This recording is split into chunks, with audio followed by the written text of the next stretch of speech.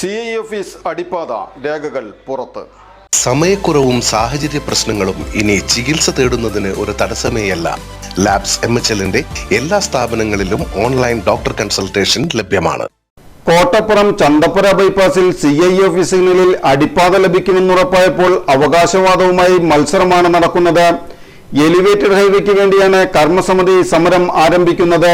Elevated highway ലഭിക്കുമെന്ന ഉറപ്പിൽ വിശ്വസിച്ചിരിക്കുന്നതിനിടയിലാണ് ഇടിവെട്ടുപോലെ വഴിയടച്ചു പോകുമെന്ന വാർത്തയെത്തിയത്. അധികം താമസിക്കാതെ കർമ്മസമിതി രണ്ടാം ഘട്ട സമരത്തിലേക്ക് കടന്നു. ഇതിനിടയിൽ BJP 43 number booth secretary Sajeevan Kaimaparambil AR ശ്രീകുമാറിന്റെ ആശീർവാദത്തോടെ അടിപ്പാതയ്ക്ക് വേണ്ടിയുള്ള കാര്യങ്ങൾ നീക്കി തുടങ്ങി. പ്രധാനമന്ത്രി, കേന്ദ്രമന്ത്രി, ഗഡ്കരി, PD തുടങ്ങി നിരവധി പേർക്കാണ് സജീവൻ കത്തിടപാടുകൾ നടത്തിയത്. പ്രധാനമന്ത്രിയുടെ ഓഫീസിലേക്ക് മാത്രം എഴുതിയത് 2 ഡസനോളം കത്തുകൾ. ആരെയും കാണാൻ അനുവദിക്കാതിരുന്ന ആദ്യത്തെ PDയെ കാണാൻ സമയം നൽകിയത് സജീവന് മാത്രം.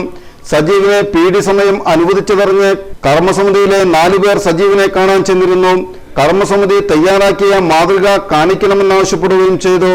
എന്നാൽ ശ്രീകുമാർ, എഞ്ചിനീയർ സുവിൻ പനങ്ങായി, ഡാവിഞ്ചി സുരേഷ് എന്നിവരുടെ നേതൃത്വത്തിലുണ്ടാക്കിയ മാതൃകയാണ് PDക്ക് മുൻപിൽ സമർപ്പിച്ചത്. പിന്നീട് PD മാറുകയും നിലവിലെ PD എത്തുകയും ചെയ്തു.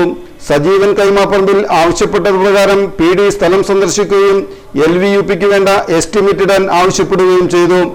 അടിപ്പാതയ്ക്ക് എസ്റ്റിമേറ്റ് ഇട്ടതിൽ നന്ദി സൂചകമായി BJP മണ്ഡലം പ്രസിഡന്റ് ER ജിതേഷ്, നഗരസഭാ പ്രതിപക്ഷ നേതാവ് TS സജീവനും സംഘവും കൊടുങ്ങല്ലൂരമ്മയുടെ ചിത്രം PDക്ക് സമ്മാനിക്കുകയും ചെയ്തിരുന്നു.